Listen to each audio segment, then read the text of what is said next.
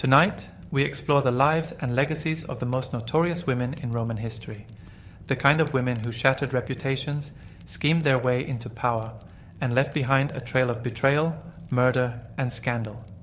From poisoning emperors to seducing generals and masterminding civil wars, these women weren't just dangerous, they were unforgettable. So before you get comfortable, as always, take a moment to like the video and subscribe to the channel, only if you enjoy our content. Also, let us know where you're watching from and what time it is for you. Sometimes our stories are way too interesting and we're still working on the boring ones. It's time now to dim the lights, turn on a fan for some background noise, and let's cover what we have for tonight, together. The mother who made a monster. Agrippina the Younger was born into the very heart of Roman power. The daughter of Germanicus and Agrippina the Elder and the sister of Emperor Caligula, but power in ancient Rome was never inherited peacefully. It was earned, manipulated, sometimes poisoned for. From the moment she entered public life, Agrippina played the long game. She was exiled in her early years, a reminder that even women of the imperial family were disposable. But when Caligula was murdered and her uncle Claudius took the throne, Agrippina saw her opportunity. She seduced Claudius, her own uncle, and married him, becoming Empress of Rome. But she didn't want to be a consort. She wanted to rule. Agrippina's son from a previous marriage, Lucius Domitius Ahenobarbus, the boy history would remember as Nero, became her obsession. She orchestrated his adoption by Claudius, slowly elevating him above Claudius's own biological son, Britannicus. Every move was calculated, every ally carefully chosen. She had coins minted with her image beside the emperor's, something unheard of for a woman in Rome. And then, when Nero's place was secure, Claudius died. The official story was that he passed from illness. The whispered truth? Agrippina served him a dish of poisoned mushrooms, his favorite. Nero was crowned emperor at just 16, and at first, Agrippina ruled through him. She sat beside him in public, read his correspondence, met with senators. But Nero, like many sons of powerful mothers, began to resent her grip. He stripped her of her titles, removed her guards, even moved her to a separate residence. But Agrippina wasn't easy to eliminate. Nero tried to kill her with a collapsing boat, a trap that failed when she swam ashore. Finally, he ordered her assassination outright. She was stabbed to death in her villa. They say her final words were chilling. When the assassin raised his blade, she bared her stomach and said, "Strike here, for this poor Nero." Agrippina's life wasn't just a tale of ambition, it was a warning. In Rome, even the most powerful women lived on borrowed time, and those who created emperors often met their end at the hands of the very monsters they made. Chapter 2. Messalina, the Empress of Excess. Valeria. Messalina married the Emperor Claudius when she was still a teenager. On the surface, she was everything an empress was expected to be. Beautiful, young, of noble blood. But beneath that image, Rome whispered about her true nature, and the whispers didn't stay whispers for long. Messalina's name became synonymous with scandal. In a society that valued modesty, at least in theory, she was an open flame in a room full of oil lamps. While Claudius, a bookish and awkward man, buried himself in administrative work, Messalina turned the palace into her playground. She used her position not just for comfort, but for control. Senators, nobles, even military officers found themselves in her orbit, and sometimes in her bed. Those who pleased her were rewarded with promotion. Those who crossed her disappeared. But what truly shocked Rome wasn't just her affairs. It was the scale, the audacity, the hunger. One story, perhaps apocryphal but widely believed, tells of a competition between Messalina and a leading courtesan to see who could sleep with more men in a single night. Messalina reportedly won and kept going even after the other woman gave up. But lust was only part of her danger. She was politically ambitious, eliminating rivals with false accusations and executions. She wanted more than pleasure. She wanted permanence. And then she went too far. While Claudius was away, Messalina married her lover, the consul Gaius Silius, in a public ceremony. Some say it was a mock wedding, others say it was a coup. But whether it was symbolic or real, it was treason. An empress couldn't marry another man while the emperor still lived. The news reached Claudius. At first, he didn't believe it. How could the mother of his children betray him so brazenly? But the evidence was undeniable. Messalina was executed without trial, hiding in the gardens of the palace. When the soldiers came, she begged, but even her beauty and tears couldn't save her now.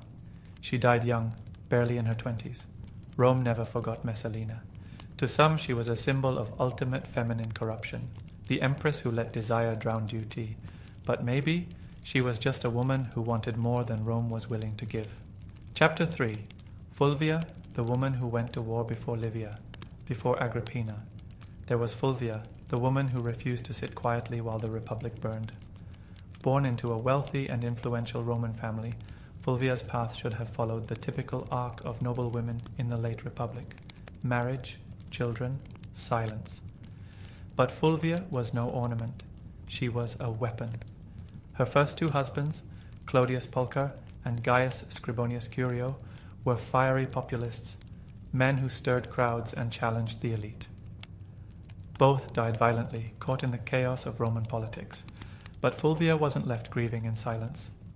She stepped forward, taking control of their political legacies and, by extension, their mobs. Then came her third and most famous husband, Mark Antony. When Julius Caesar was assassinated, the Republic fractured into pieces. Fulvia stood at Antony's side, not as a passive wife, but as a strategic partner. She handled correspondence, managed political alliances, and when Antony left for the east, Fulvia did the unthinkable. She raised an army in his name. That's right. In a world where women couldn't even vote, Fulvia declared war. Her enemy? Octavian, the rising young heir of Caesar, who was threatening Antony's power and humiliating him publicly. Fulvia saw Octavian not just as a political rival, but a personal one. She believed he was tearing her husband's legacy apart. With Lucius Antonius, Antony's brother, Fulvia took up arms in what became known as the Perusine War. They seized cities, rallied soldiers, and occupied Perusia. For months, Fulvia resisted Octavian's siege. Supplies ran low, the people starved, but she held on. Eventually, the city fell. Octavian spared her life, barely. She fled to Greece, where she finally met Antony again. But instead of gratitude, she found distance. Antony blamed her for the war, for the fallout, for nearly destroying their cause. She died shortly after, alone and politically ruined. Was she overambitious? Certainly. But Fulvia wasn't driven by vanity. She was driven by loyalty. Her downfall came not because she overreached, but because she dared to reach at all. Fulvia remains one of the only women in Roman history to command troops in open rebellion, and for a brief, brilliant moment, she didn't just influence Rome, she tried to rule it. Chapter 4. Julia the Elder. The princess who broke every rule. Julia the Elder was born into destiny. She was the only biological child of Augustus, the man who turned the crumbling Roman Republic into an empire. Her birth was not just celebrated, it was political. A symbol of a new Rome, reborn under one man's vision. And so, from the moment she could speak, Julia was raised not as a daughter, but as a piece on a chessboard. Augustus had strict plans for her. He passed moral reforms to restore traditional Roman values, laws against adultery, extravagance, and scandal. And to reinforce those values, he offered up his own daughter as the model Roman woman, beautiful, educated, dutiful. But Julia wasn't interested in being anyone's symbol. She was married off repeatedly for political reasons, first to Marcellus, then to Marcus Agrippa, and finally to Tiberius. Each marriage served Augustus's ambitions, but none served Julia's heart. So she rebelled, not with swords, but with scandal. She surrounded herself with poets, thinkers, and lovers. Her nights became legendary.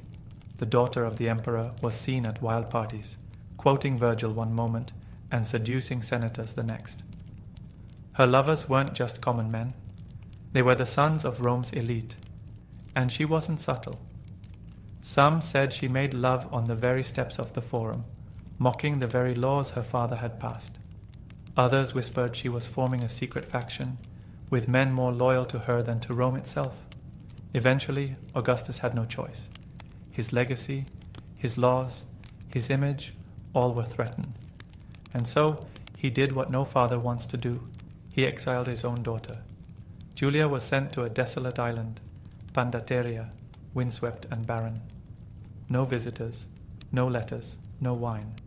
Her sons were taken from her. Her name erased from coins and monuments. Once the jewel of Rome, Julia became a ghost. She lived out her final years in quiet disgrace, eventually dying of malnutrition and heartbreak. Augustus never forgave her, and Rome never quite forgot. Julia's story isn't just a tale of excess, it's a tragedy of control. A woman born into power but never allowed to wield it. A daughter sacrificed to maintain the illusion of order. And a reminder that even princesses are prisoners in the empire of men. Chapter 5. Livia Drusilla, the empress who ruled from the shadows. Before there was Agrippina, before Julia and Messalina, there was Livia. Livia Drusilla was the blueprint, the original empress, the quiet thunder behind the throne of Rome. She married Augustus, not when he was emperor, but when he was still Octavian, still clawing his way to absolute power. The union was swift, strategic, and scandalous. She was already married and pregnant by another man when Octavian took her as his wife, but none of that mattered. Livia became the first lady of Rome, poised, elegant, untouchable. To the public, she was the perfect Roman matron. Modest in dress, loyal in speech, generous in charity, coins bore her image, not as a goddess or seductress, but as the mother of the nation. She embodied virtue. But behind that image was a far more cunning presence. Livia didn't raise her voice. She didn't need to. What she whispered in Augustus's ear carried more weight than a senator's decree. And as the years went by, her influence only grew, especially over succession. She had no children with Augustus, but she had a son from her first marriage, Tiberius. And one by one, all of Augustus's other potential heirs began to fall, some from illness, others from accidents. But Rome has always believed. Livia's fingerprints were on more than just family portraits. Marcellus, Agrippa Postumus, Gaius, and Lucius Caesar all died mysteriously, young and full of promise. Convenient, some thought, suspicious, others whispered. But Livia remained untouched. When Augustus finally died, possibly after eating a few too many fresh figs, which some suspected had been coated in poison, it was Tiberius who took the throne. Her son, her blood, her plan. And Livia wasn't done. She took the name Julia Augusta and was granted honors reserved only for gods and emperors. Even after Augustus's death she ruled, now as the empress mother, the silent architect behind the imperial machinery. But Tiberius resented her. He saw her not as a mother, but as a manipulator. In his later years, he fled Rome and refused to even attend her funeral. Livia's life was a masterclass in restraint, patience, and power. She didn't need armies, she didn't need spectacle, she just needed time and everyone else to underestimate her. Chapter 6. Lucilla, the sister who tried to kill an emperor. Lucilla was born into the purple, the daughter of Emperor Marcus Aurelius, and sister to one of the most infamous emperors in Roman history, Commodus. If Marcus Aurelius was Rome's philosopher king, then Commodus was its nightmare. Narcissistic, theatrical, and violent, he treated the empire like his personal playground. Gladiator games, public executions, statues of himself as Hercules. Rome had seen mad emperors before, but none quite like him. Lucilla watched all of this unfold with quiet horror. She had been raised to understand power and how to wield it. As a child, she was married to Lucius Verus, co-emperor with her father. She wore the title Augusta, Empress of Rome, before she was even 20. But after Verus died, Lucilla lost her crown and her position. All while Commodus rose, she was no longer at the center of the empire. She was now on the outside, watching as her reckless brother dragged Rome into chaos. And then she decided to act. In 182 AD, Lucilla became part of a plot. Alongside a small group of senators and family allies, she planned to assassinate Commodus and restore order to Rome. It wasn't idealism, it was survival. Commodus was paranoid, vengeful. Her family was in danger. But the plan fell apart almost immediately. The chosen assassin confronted Commodus too soon, in public, in broad daylight. The emperor dodged the attack. Guards swarmed. The conspirators were captured. Lucilla tried to distance herself, deny her involvement. But Rome had no room for mercy, especially not under a furious Commodus. She was exiled to Capri, a beautiful island, but also a prison. And not long after, the order came. Commodus couldn't allow her to live. She was executed quietly, far from the noise of the city she had once ruled. History remembers Lucilla not for her grace or nobility, but for her treason. Yet treason is a matter of perspective. Was she a traitor, or was she the only one who saw the monster for what he was? Lucilla may have failed, but she was among the first to try and stop Commodus, before Rome lost itself to madness. Chapter 7. Poppaea Sabina, the beauty who ruled Nero's heart. Poppaea Sabina was known across Rome for one thing above all else: beauty. Flawless skin, golden hair, a soft voice, and the grace of a goddess. But Poppaea wasn't just admired, she was dangerous. Born into wealth and high status, Poppaea had charm. But more importantly, she had ambition. Her first marriage was to a man of influence, but she soon set her sights higher, much higher. Her ascent began as a mistress, first to the future Emperor Otho, then to Emperor Nero himself. But being Nero's mistress wasn't enough. Poppaea wanted a crown, and she would get it. The problem? Nero was already married to Claudia Octavia, daughter of the former Emperor Claudius. Octavia was noble, quiet, and beloved by the Roman people. But she was no match for Poppaea. Poppaea whispered in Nero's ear. She complained of Octavia's coldness, her infertility, her lack of love. She suggested Octavia was disloyal, that she was unworthy of being empress. Eventually, Nero gave in. Octavia was divorced, then exiled, but the people rioted in protest. So Nero did what Nero always did. He took it further. Octavia was executed, her head sent to Poppaea as proof. Now crowned empress, Poppaea was unstoppable. She bathed in milk, wore pearls the size of olives, and kept legions of servants to maintain her beauty. But behind that elegance was cold calculation. She silenced rivals, rewarded loyalists, and had her enemies crushed. Not loudly, but with a smile. But even Poppaea couldn't control Nero's volatility forever. In 65 AD, while pregnant with their second child, Poppaea and Nero got into an argument. No one knows exactly what it was about. Some say she scolded him for coming home late. Others believe she made the mistake of pushing him too far, too fast. In a fit of rage, Nero struck her. A single kick to her abdomen. She collapsed. Hours later, both she and the unborn child were dead. Even Nero wept.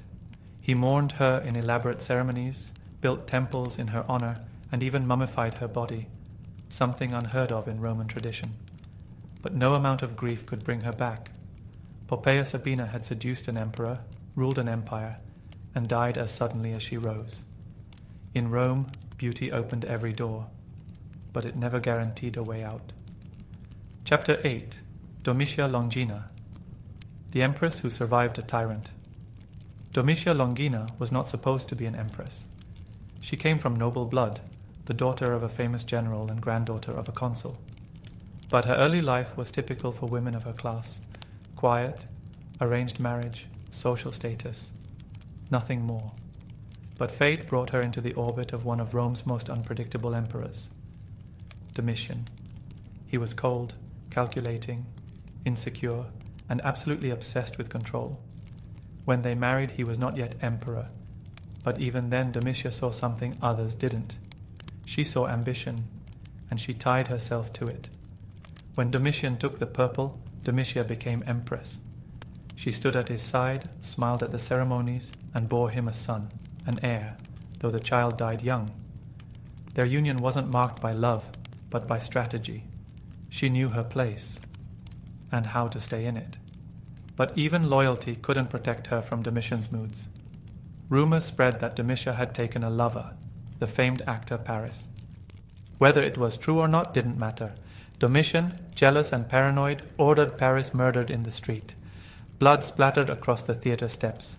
Domitia was banished shortly after, sent away in disgrace, the empress cast out. But she didn't stay gone. Within a year, she returned.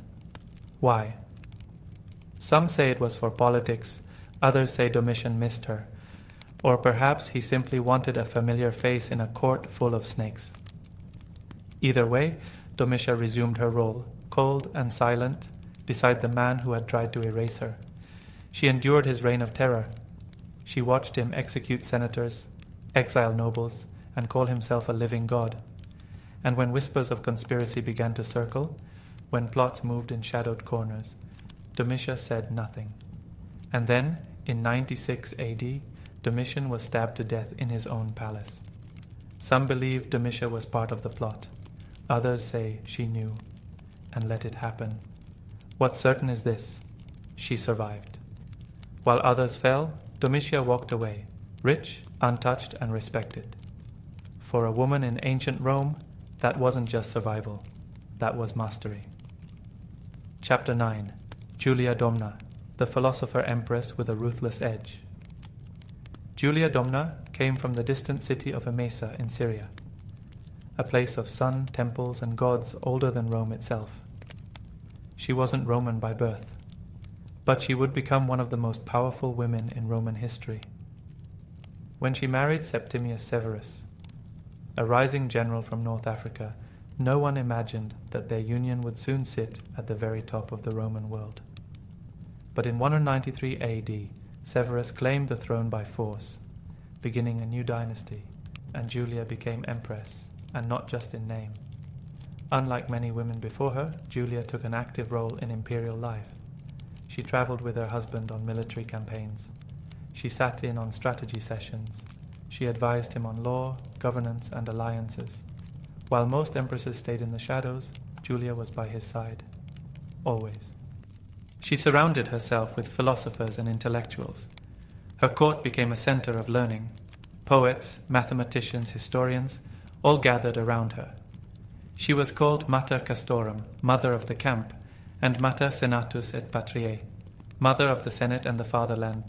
But for all her wisdom, Julia had a dark streak.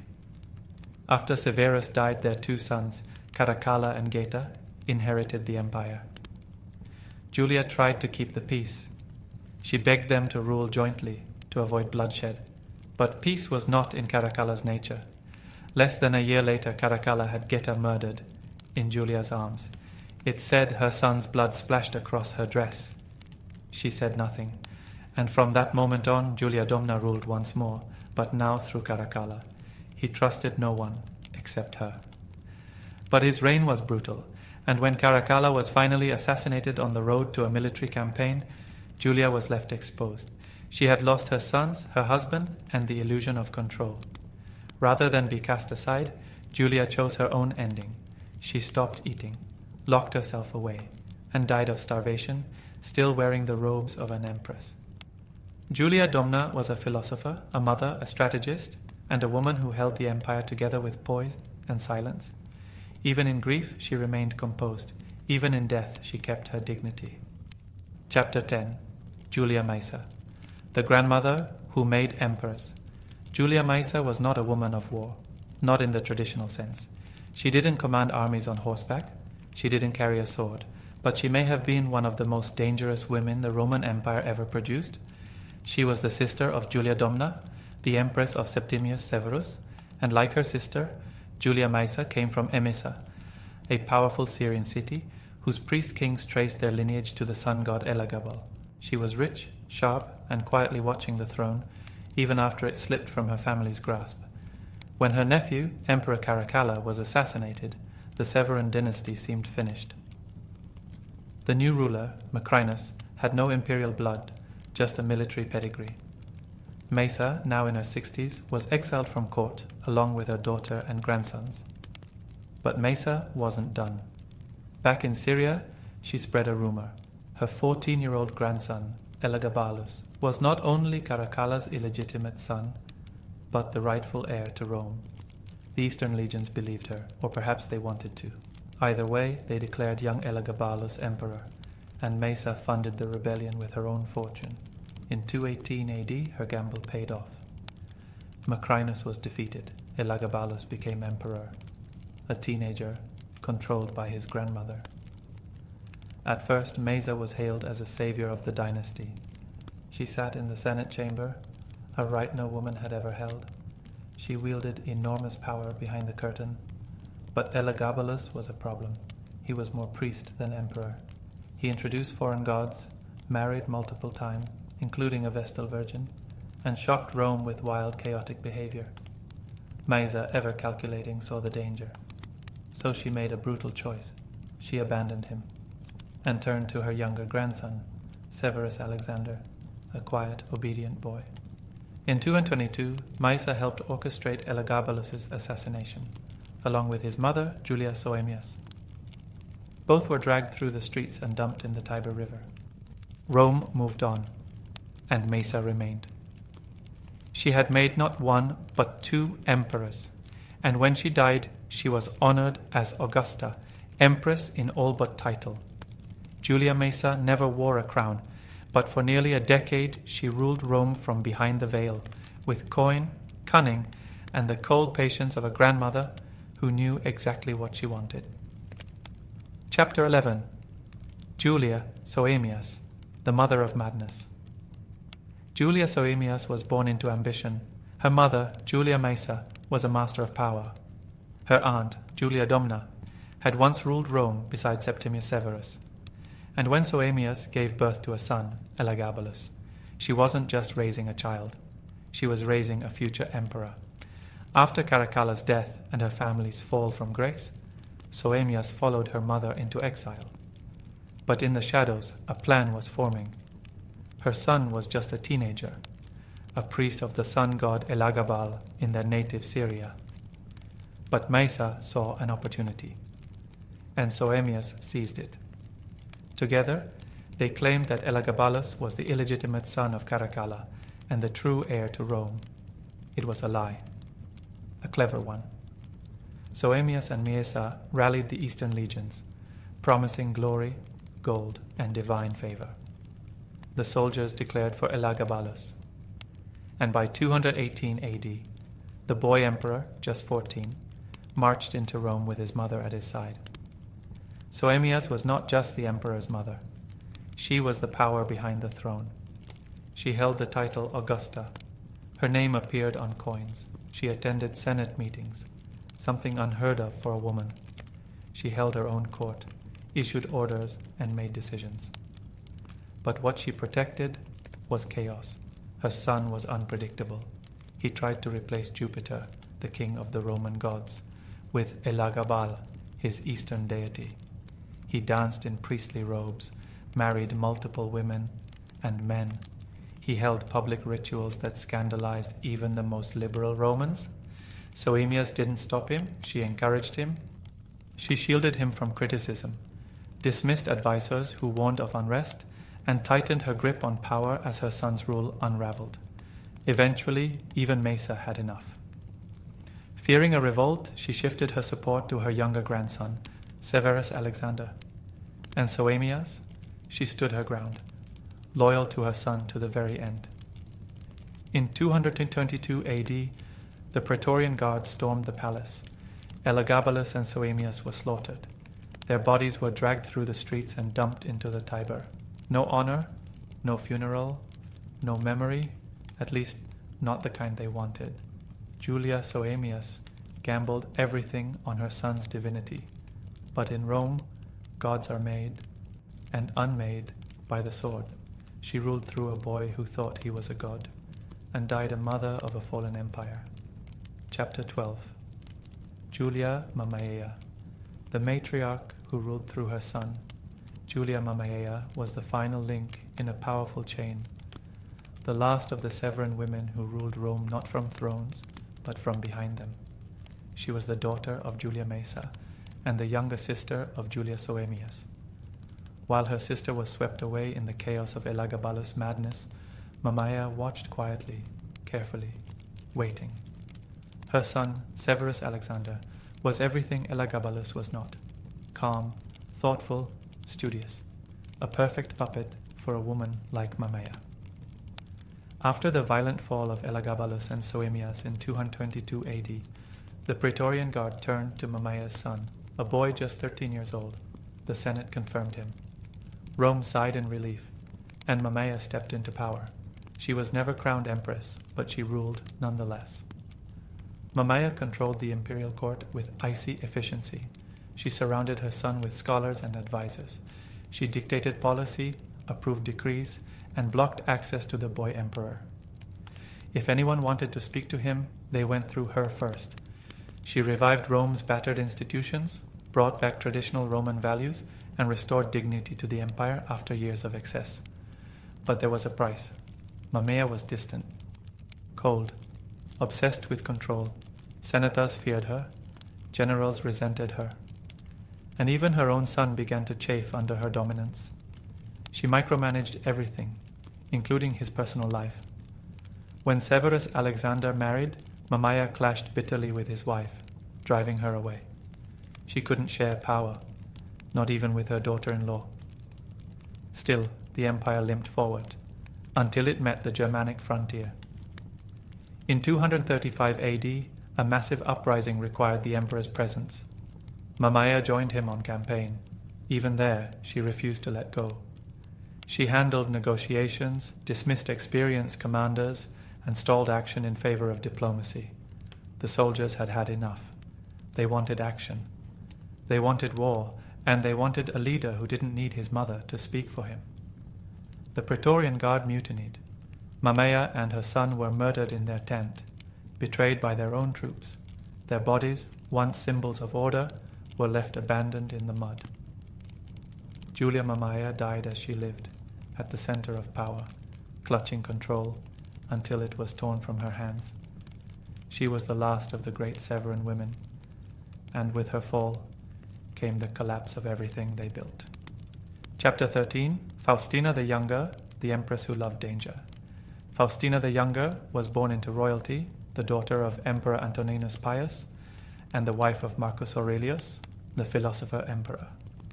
From the outside, she was the ideal Roman woman, noble, graceful, and a mother to many.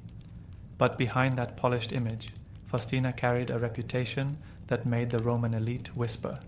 She was said to be passionate, dangerously so. While her husband meditated on virtue and Stoic philosophy, Faustina was rumored to be stirring chaos in the background. Ancient sources claimed she had numerous affairs, some with soldiers, some with actors, even gladiators, the lowest of the low in Roman society. Whether true or not, the gossip stuck. The image of an empress with a taste for power and danger captivated the imagination of Rome. And it wasn't just about affairs. Faustina was involved in plots, promotions, and palace intrigues. Her influence over Marcus Aurelius was quiet, but undeniable. Some believed she had a say in appointments to key military positions. Others accused her of having enemies removed from court altogether. One of the most dramatic stories surrounding her came during the revolt of Avidius Cassius. Cassius, a general in the east, declared himself emperor in 175 AD, claiming falsely that Marcus Aurelius was dead. And who supported him? Some ancient writers suggest Faustina. It was whispered she had grown tired of her aging philosopher husband and saw Cassius, young, powerful, admired, as a better future. Whether she truly betrayed Marcus is unknown, but the accusation was enough to stain her image. Marcus, ever calm, crushed the rebellion. He never publicly condemned Faustina. In fact, he defended her reputation until the end. But even he couldn't save her from fate. While traveling with the army in the east, Faustina fell ill and died suddenly in 175 AD. She was in her early 40s. Her death devastated Marcus, who had her deified, turned into a goddess. Temples were built in her honor, coins minted in her name. To the empire, she became Faustina Augusta. To historians, she remains an enigma. Was she a loyal empress maligned by jealous men, or a cunning operator hidden behind a soft smile? Faustina the Younger left behind 14 children, a shattered husband, and a legacy forever caught between admiration and suspicion. Chapter 14. Paulina. The wife who chose to die Paulina was not born a queen or a noble. She didn't rule an empire or start a war. In fact, she remains one of the quieter figures in Roman history. But her story is unforgettable. She was the wife of Seneca, the philosopher, playwright, and former advisor to Emperor Nero. Their marriage was one of deep respect and rare affection, something not often seen among Roman elites. Seneca, once powerful and close to the emperor, had fallen out of favor. His stoic teachings, his quiet wealth, his moral influence, they all made Nero uneasy. In 65 AD, the infamous Pisonian conspiracy sought to overthrow Nero. Whether Seneca was truly involved is unclear, but Nero saw his chance and ordered Seneca to take his own life. It was a quiet execution disguised as honor. Paulina, upon hearing the sentence, made a decision few would understand. She would die alongside her husband. In a Rome ruled by betrayal, fear, and self-preservation, Paulina's choice was both astonishing and defiant. She opened her own veins beside Seneca, determined to share in his fate. Their home became a tomb of silence, broken only by the sounds of flowing blood and whispered goodbyes. But Nero was watching, or rather, he was calculating. The death of Seneca, necessary. The death of Paulina, inconvenient. She came from a respected family. Her suicide might draw sympathy or questions. So at the last moment, Nero ordered her life to be saved. Physicians rushed in. They bandaged her wounds, forced air into her lungs, and slowly, painfully, Paulina survived. But she was never the same. The woman who emerged from that attempted death was pale, frail, and ghost-like. She bore the scars not just of the knife, but of a broken world. A Rome where love and loyalty were dangerous, where dying for someone could cost you your future and your peace. We don't know how long Paulina lived after that day. History fades around her, as it often does with women who refuse to play the role expected of them. But for a brief moment, she embodied something rare in imperial Rome. Silent courage. She didn't raise an army. She didn't poison an emperor. She just refused to let her husband die alone. Chapter 15. Calpurnia, the wife who dreamed of blood. In the final hours before the Ides of March, Calpurnia couldn't sleep. The night was restless, filled with dread and flickering visions. She dreamt of her husband, Julius Caesar, lying in her arms, bleeding, lifeless, a statue pouring with blood, cries in the dark, a warning she couldn't shake. Calpurnia wasn't a politician or a schemer. She was Caesar's third wife, married late in his life, chosen not for love but for alliance. Yet, of all the women who had come and gone in Caesar's world, Calpurnia was the one by his side when it mattered most, at the very end. She was quiet, loyal, dutiful, but not foolish. She knew what kind of man she had married, a man who had crossed the Rubicon, defied the Senate, and declared himself dictator for life. Caesar had enemies in every marble hallway of Rome. He walked among daggers disguised as smiles, and on that morning, March 15th, 44th BC, Calpurnia begged him not to go to the Senate. She pleaded, wept, told him her dreams were omens, that something terrible would happen. At first, Caesar listened. For a moment, the most powerful man in Rome, conqueror of Gaul, destroyer of Pompey, lover of Cleopatra, stayed home because his wife was afraid. But Rome does not bend to superstition, and men like Caesar do not stay hidden for long. Soon Decimus Brutus, one of the conspirators, arrived to coax him out. He mocked the idea of omens. laughed at the dreams, told Caesar he'd look weak if he didn't appear in public. And just like that, Caesar rose, dressed, and walked into history. Calpurnia never saw him alive again. When the news broke that her husband had been stabbed 23 times by men he called friends, Calpurnia didn't scream. She didn't faint. She simply gathered his personal papers, sealed his home, and gave Mark Antony what he needed to take control. She vanished quietly after that, her presence fading from the records. No revenge, no scandal, just silence. But those final moments, the dream, the warning, the helplessness, linger forever in the story of Caesar. Calpurnia didn't need power to matter. She saw the end, and no one listened. Chapter 16, Servilia Caepionis, the mistress who knew too much. Servilia Caepionis lived at the center of one of the most dangerous storms in Roman history, and somehow survived it. She was not an empress nor a warrior. But for decades, Servilia held the attention of Rome's most powerful men, and influenced events with little more than her presence, her bloodline, and her silence. She was the half-sister of Cato the Younger, the staunch Republican who died opposing Caesar. She was the mother of Marcus Junius Brutus, the man who would plunge a dagger into Caesar's chest, and she was, for over 20 years, Julius Caesar's mistress. Their relationship was no fleeting affair. It endured through marriages, war, and shifting alliances. Caesar was obsessed with her, even gave her properties and gifts that raised eyebrows in the Senate. Some claimed he gifted her a priceless pearl. Others whispered he once offered her access to sensitive political secrets. And when Servilia walked into a room she didn't speak often, she didn't have to. She knew things. The most infamous story attached to her comes after Caesar's assassination. When Brutus and the other conspirators struck down Caesar in the Senate, many wondered, did Servilia know it was coming? The answer remains a mystery. But what we do know is chilling.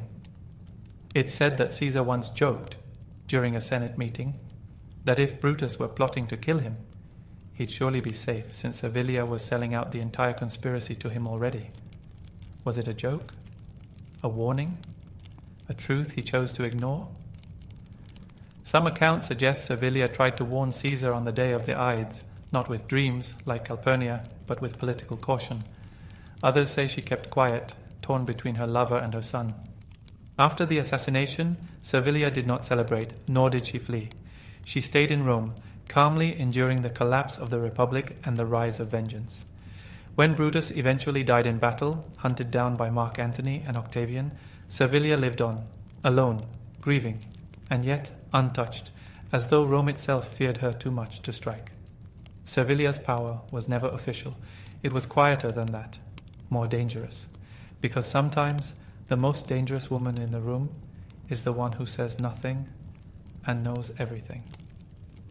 Chapter 17, Claudia Octavia, the Empress who wasn't allowed to live. Claudia Octavia was born into the highest circles of Roman nobility. She was the daughter of Emperor Claudius and his third wife, Valeria Messalina, though her mother's legacy was one of scandal and shame. After Messalina's execution, Octavia was raised under the iron hand of her stepmother, Agrippina the Younger. Her childhood was one of tight control, public expectation, and constant danger. She was trained not to speak, but to survive. When she was just a young teenager, she was married to Nero, Agrippina's son, in a calculated move to secure his future claim to the throne. From that moment on, Octavia's life became a cage. At first, she was praised as the perfect Roman wife, modest, obedient, dignified. But that didn't matter to Nero. He had no interest in her. He sought other women, and eventually one woman in particular, Poppaea Sabina. Octavia became a symbol of everything Nero hated: tradition, restraint, and public duty. Yet the people of Rome loved her. She represented the last flicker of the Claudian line, and a connection to the respected past. Her popularity became her shield, but not forever. When Poppaea entered Nero's life, everything changed. Nero wanted to marry her, but divorce alone wouldn't be enough. Rome would not accept the humiliation of Octavia without justification. So Nero created one. He accused her of infertility, then of adultery. False witnesses were brought in to support the claim. The charges were outrageous. No one believed them. The people rioted in her defense. Statues of Poppaea were torn down, and Octavia's name was shouted in the streets. But Nero didn't back down. He had Octavia exiled to the island of Pandateria, the same place her step-grandmother, Julia the Elder, had been sent generations earlier. Alone, terrified, and stripped of her titles, Octavia awaited her fate. It came quickly. On Nero's orders, soldiers arrived and executed her. She was barely 22 years old. Her head was severed and sent to Poppaea as a grim trophy. Octavia never sought power. She never plotted, betrayed, or defied. She was simply in the way. And in Nero's Rome, that was enough to die for. Chapter 18. Scribonia, the wife who spoke back. Scribonia was the second wife of a man who would become Rome's first emperor, Octavian, later known as Augustus. And unlike the women who came after her, Scribonia didn't vanish into silence. She had already been married twice before their union, both times to prominent Roman politicians. She was older than Octavian, wiser, less easily impressed. Their marriage was political from the start, a tool to secure a crucial alliance during Rome's civil wars. And from that union came a daughter, Julia the Elder. But Scribonia was never content to play the obedient role. She had a sharp tongue and a sharp mind, and she didn't hide either. That made her inconvenient. Augustus, who built his image around control and stability, couldn't stand that. Barely a day after giving birth to their daughter, Scribonia was divorced. Augustus claimed she was too opinionated, that she had dared to speak when he wanted silence. He replaced her with Livia Drusilla, cold, poised, and perfectly submissive to his public image. Livia would become the ideal Roman matron. Scribonia, in contrast, was cast aside, but she didn't disappear. She remained close to her daughter Julia. And when Augustus forced Julia into multiple political marriages, Scribonia stood by her side. When Julia was eventually exiled for defying the emperor's strict moral laws, accused of adultery and public indecency, Scribonia went with her to the desolate island of Pandateria, a mother voluntarily choosing exile. That was Scribonia's final act of defiance. She had no throne, no title, but she had loyalty. No records describe her life after the exile. She vanishes from history as quietly as she lived, but her legacy remained. Scribonia was never glorified in statues or poems. She wasn't praised by historians. But she was a woman who refused to bend. She stood against the most powerful man in the world, not with weapons or rebellion, but with words, with presence, with refusal. And in a world where silence was safety, that made her dangerous. Sometimes, the worst thing a Roman woman could do was have her own voice. Chapter 19. Antonia Minor, the matron who raised monsters. Antonia Minor was born into a dynasty, daughter of Mark Antony and Octavia, niece of Augustus, and eventually the grandmother of an emperor. She was the glue that held the early imperial family together, and the quiet force behind generations of rulers. But her story is not one of gentle motherhood. It's one of stern silence, manipulation, and survival. She married Nero Claudius Drusus, the brother of Tiberius, and gave birth to 3 children, including one who would rise higher than anyone expected, Claudius. Yet for most of his life, Antonia saw Claudius as a disappointment. He stammered. He limped. He was sickly and awkward, more interested in reading history than playing politics. Antonia was said to have referred to him not as her son, but as a monster. She mocked him, hid him from public view. Even as emperor, he would later recall being treated as a joke by his own mother. But Antonia's cruelty wasn't limited to her son.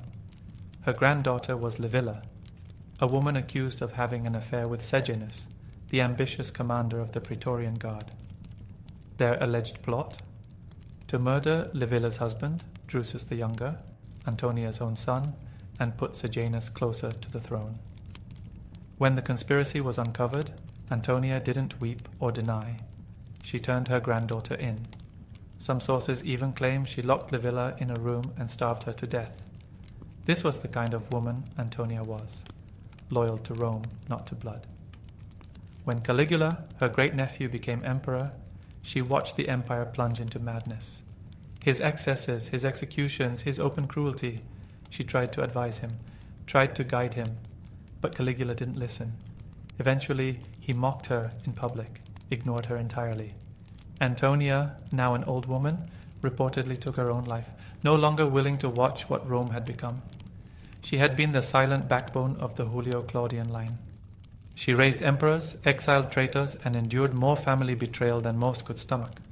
Antonia Minor wasn't loved, she wasn't praised, but she was feared and respected, because in a world ruled by men, she taught them all how to survive, even if it meant turning on your own. Chapter 20. Claudia, the scandalous sister who ruined reputations. Long before Rome was ruled by emperors, when it was still a republic trembling on the edge of collapse, one woman seemed to scandalize the entire city just by walking through it. Her name was Claudia. Born into the powerful Claudii family, Claudia had wealth, education, and connections. But she didn't follow the script of a Roman noblewoman. She didn't stay hidden in private courtyards or limit her words to whispers. She stepped into the public eye, and Rome never forgot her. She married a wealthy politician, but that marriage dissolved into accusations and bitterness. From there, Claudia became infamous, known for her affairs, her parties, her poetry, and her venomous rivalries. Her enemies, especially men, accused her of everything: poisoning her husband, seducing senators, even sleeping with her own brother, the radical populist Publius Clodius Pulcher. And yet, she never apologized, never faded away. Claudia's most famous scandal came when she accused a man named Marcus Caelius Rufus, her former lover, of attempting to poison her. The trial that followed was a spectacle. Caelius was defended by none other than Cicero, Rome's most famous orator, and Cicero didn't hold back. In his speech pro Caelio, he didn't just defend his client, he attacked Claudia. He called her a seductress, a liar, a woman who lived like a prostitute in a noble's house. He painted her as dangerous, unpredictable, and morally diseased. It was character assassination dressed in rhetoric. But Claudia didn't vanish after the trial. She lived on in poems and rumors. Some believe she was the inspiration for the mysterious Lesbia in the love poems of Catullus, a woman both adored and despised, worshipped and cursed in the same breath. Who was Claudia really? A manipulator? A victim? A rebel? Maybe all of the above. She refused to be silent, refused to be respectable. And in a society where women were expected to be invisible, Claudia made herself unforgettable.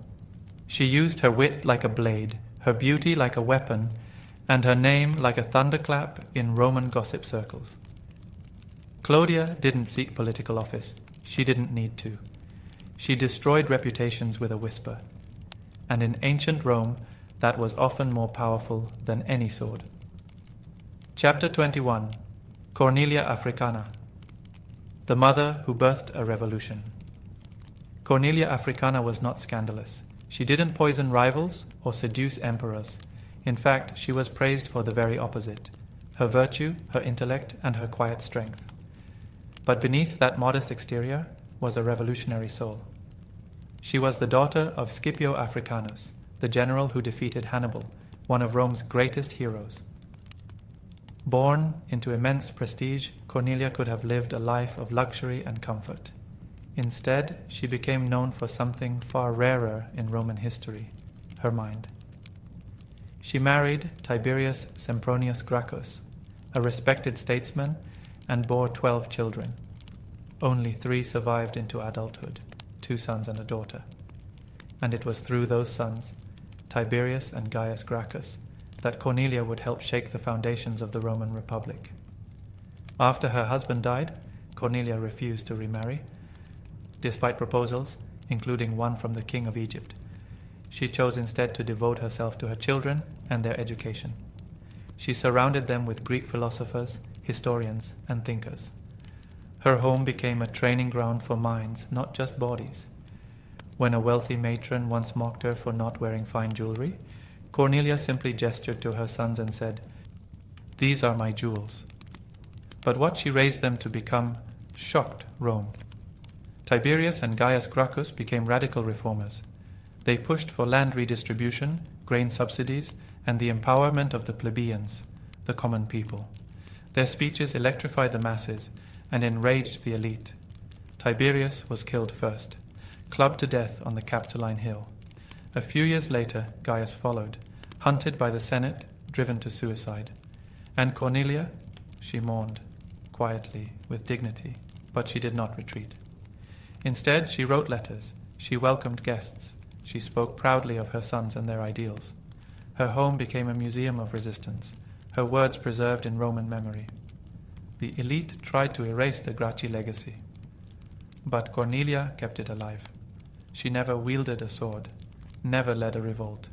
Yet through her intellect, her will, and the sons she raised, Cornelia Africana became one of the most dangerous women in Roman history because she planted an idea in the minds of Rome's future, and ideas, as we know, are harder to kill than men. Chapter 22. Marcia the Mistress Who Ended an Emperor. Marcia's story is one of love, betrayal, and ultimate vengeance. She was not born into royalty, nor did she seek power for herself.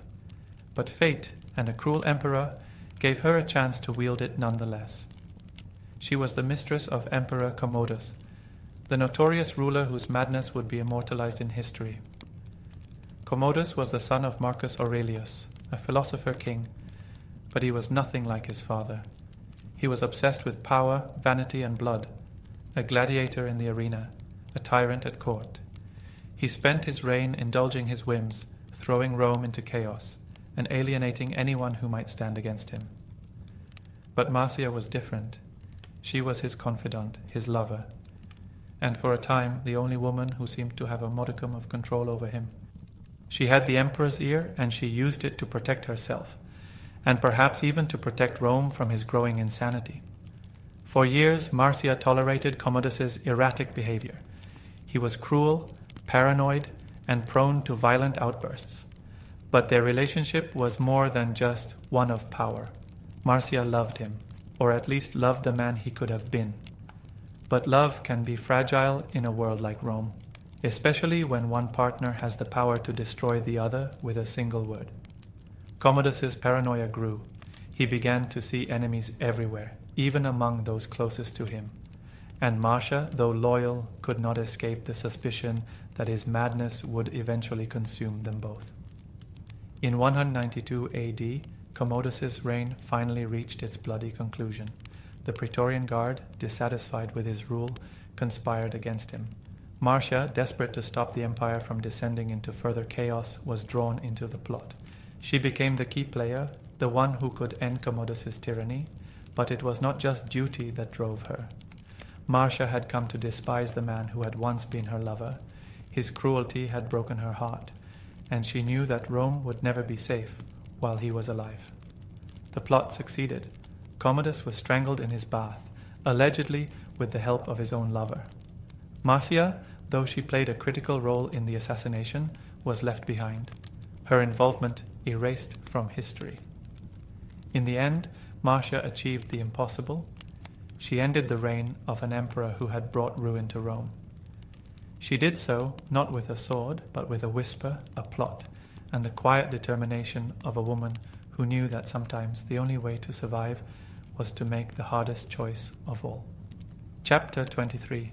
Plautilla, the princess who was a pawn in an emperor's game.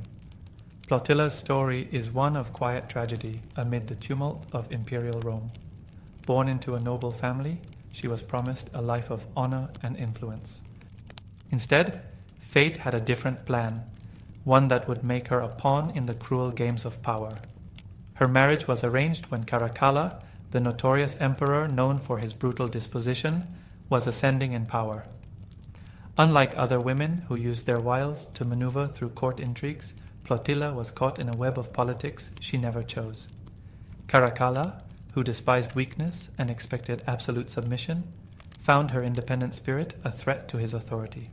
From the start, their union was marred by tension, a loveless, forced alliance dictated by ambition rather than affection.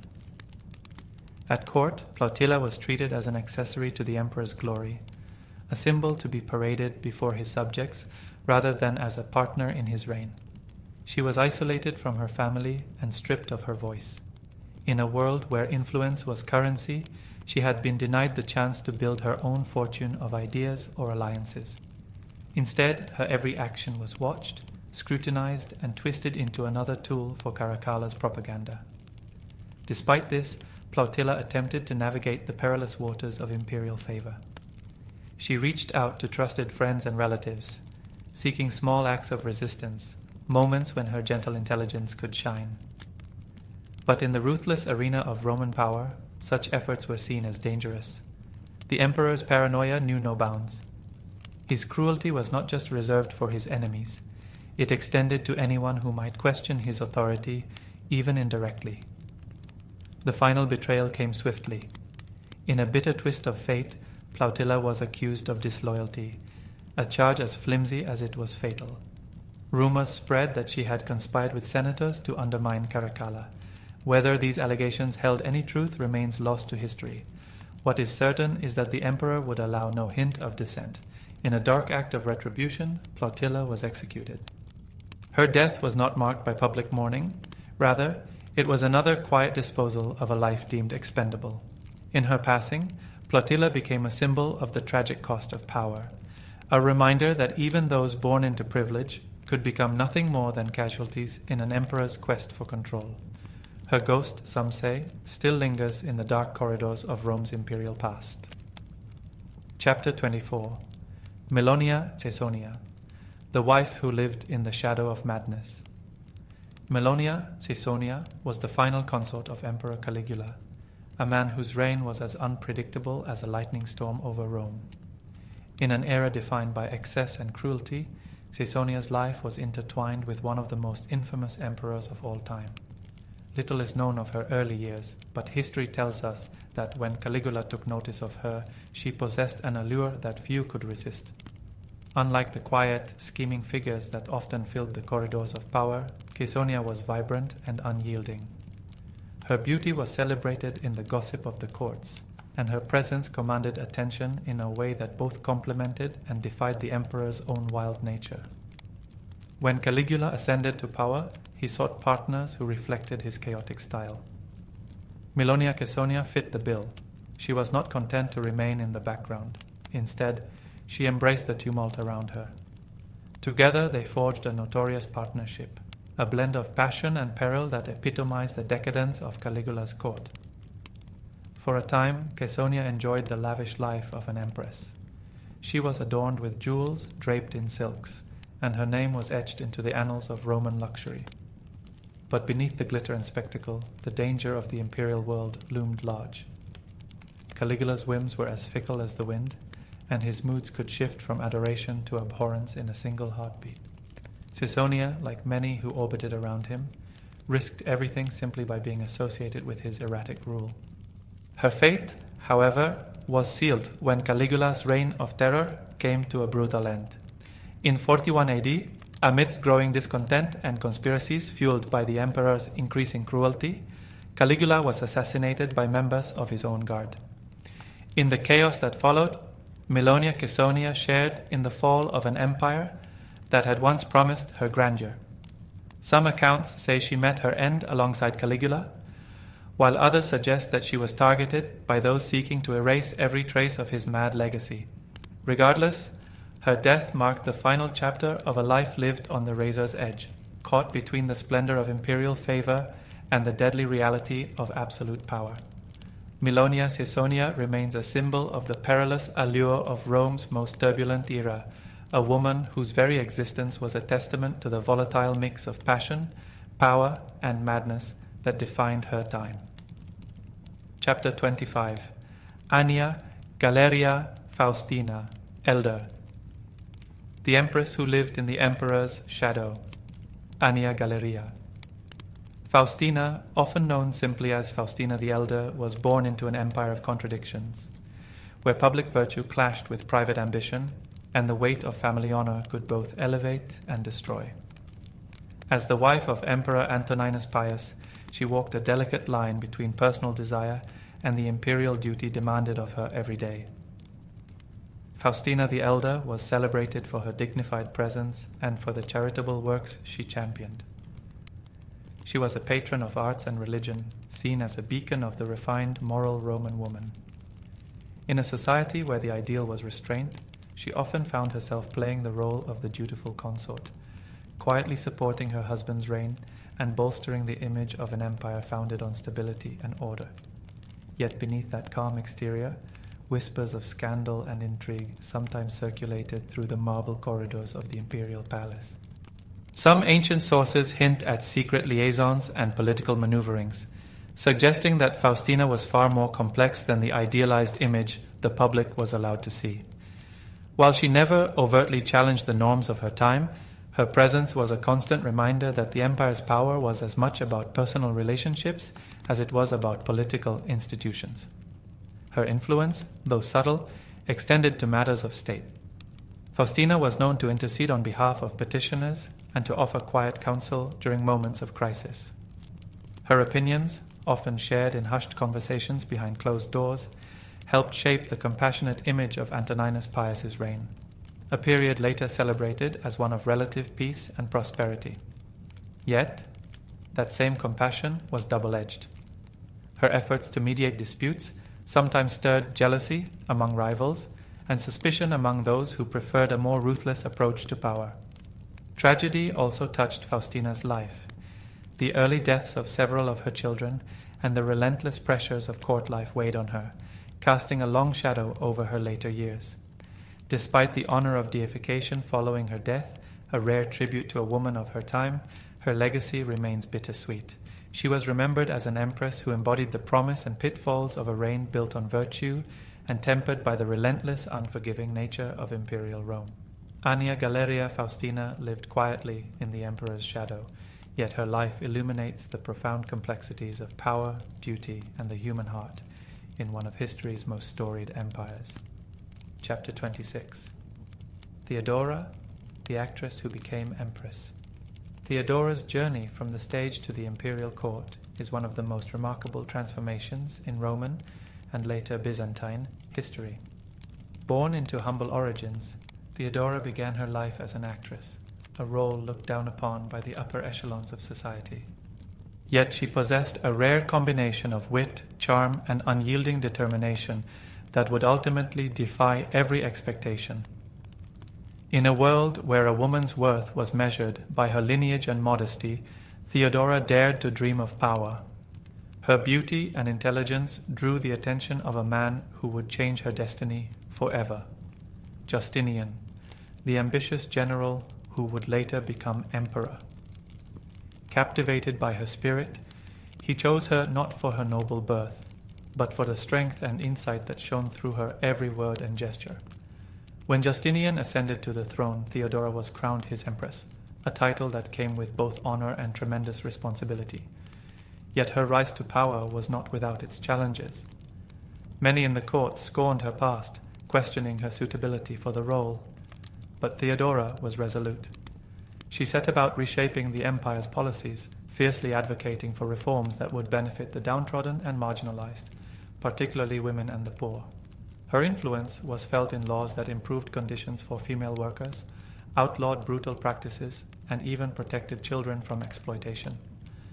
Theodora was more than a reformer. She was a master of court politics.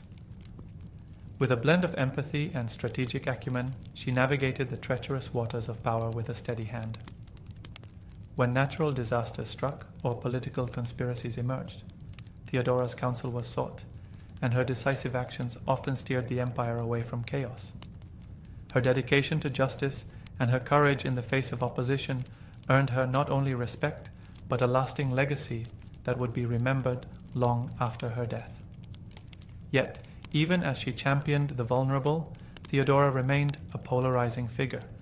Some admired her for the bold strides she made in an empire governed by tradition. Others condemned her, unable to reconcile the image of a former actress wielding such immense power. In the end, Theodora redefined what it meant to be a woman in power, transforming from a scorned entertainer into one of history's most influential empresses. Her story is a testament to resilience, ambition, and the transformative power of courage in the face of societal norms. Chapter 27. Helena, the saintly mother with a hidden agenda. Helena, the mother of Constantine, is often celebrated as a saint, a woman who found the true cross and paved the way for Christianity's spread. But behind the halo and pious iconography lay a woman of formidable ambition and complexity, whose influence was as far-reaching as it was controversial. Born into obscurity, Helena's rise to prominence was nothing short of meteoric. After marrying Constantius Chlorus, a modest officer in the Roman army, she bore a son who would eventually transform the empire. When her son Constantine ascended to power, Helena's own destiny shifted dramatically. No longer was she just a humble wife. She became the architect of her own legacy. Helena used her newfound position to champion the cause of Christianity. She embarked on a series of pilgrimages, searching for relics and holy sites, and is credited with the discovery of the true cross. To the devout, this was nothing less than divine intervention, a miraculous sign that her faith was justified. But behind the reverence lay a calculated ambition. Helena was determined to secure her family's place in history, and she knew that aligning herself with the rising tide of Christianity would cement her power for generations to come. Her influence extended far beyond religious matters. Helena used her wealth and connections to support charitable works, fund the construction of churches, and even influence political decisions. She was not content to be remembered solely as a saintly figure. She wanted to be seen as the guiding force behind Constantine's empire. Critics have argued that her actions, while cloaked in the guise of piety, were driven by a relentless desire for control and legacy. Helena's legacy is a tapestry of contradictions. To some, she is a paragon of virtue, her pilgrimage a symbol of spiritual awakening, her relics a testament to faith. To others, she represents the darker side of ambition, a woman who manipulated both religion and politics to serve her own ends. In a world where power was rarely shared, Helena carved out a domain of influence that defied the traditional roles prescribed to women. As the mother of the first Christian emperor, Helena's story is woven into the very fabric of Rome's transformation.